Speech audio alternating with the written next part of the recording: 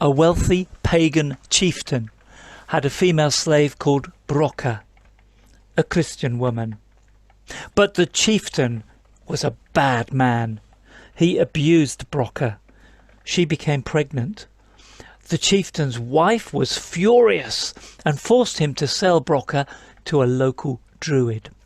There, in slavery to the druid, poor Brocka gave birth to a girl, Brigid.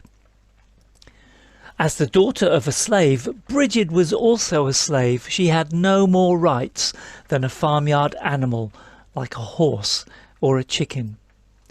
It's enough to mess with anybody's mind. You'd be forgiven for trusting no one, for hating everyone, for looking after number one. But Brocka and her little daughter Brigid made different choices. So the pain didn't poison them. It purified them. Brocka may have been broken by her experiences, but she held on to faith in God, and Brigid grew in the same faith. Brigid had an unusual friend. A white cow with red ears looked after her when she was very young. As a girl, she milked the cows and churned the butter for the druid. And word got round that if you were hungry, you could go to the cowshed, and little Brigid would slip you a bit of butter for free. The druid saw a queue of ragged people outside the milk parlour, each left with a smile on their face.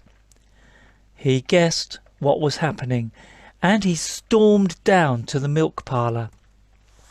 "You are a thief!"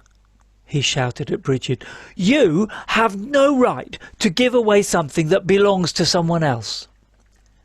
Brigid looked at him calmly. "Perhaps you should look in the butter barrel to see how much is missing," she said. He did. There was nothing missing. It had refilled to the very top. But young Brigid kept giving things away, and this annoyed the old druid. By the time she was 10, he had had enough. He took her back to the chieftain. "Here, I don't want your daughter," he said.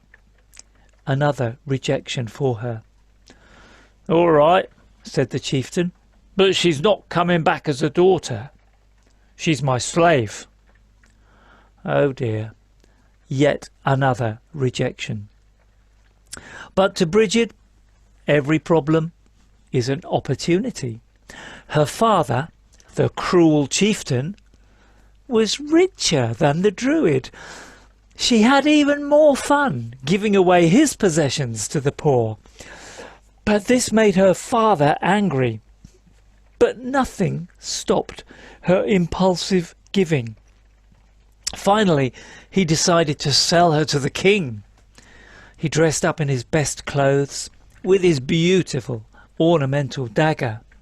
He ordered Brigid into the chariot. They travelled to the king's palace. When they arrived, the chieftain went in to meet the king. While talking to the king, he realised he had left the expensive dagger in the chariot. He had a bad feeling about this.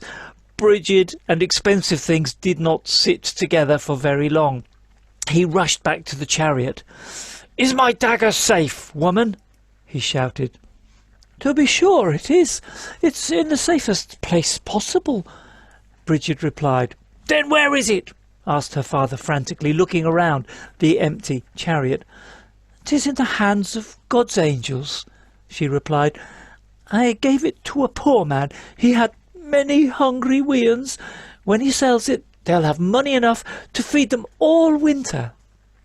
Her father was really angry, but the king simply laughed.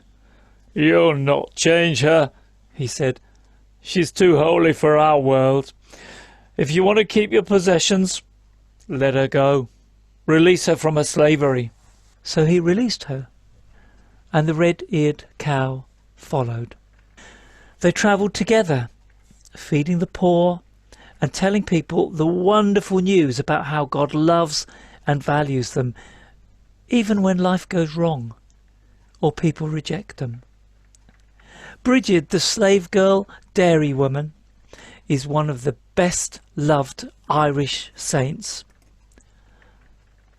But just as saintly was the humble red-eared cow. She doesn't even have a name. Yet Brigid's early ministry depended entirely on her. The milk and butter she gave away, the loyal companionship, the silent gift of being there. We can't all be like Brigid, but maybe it's not too much to aim to be like the humble, giving, red-eared cow, because the meek will inherit the earth.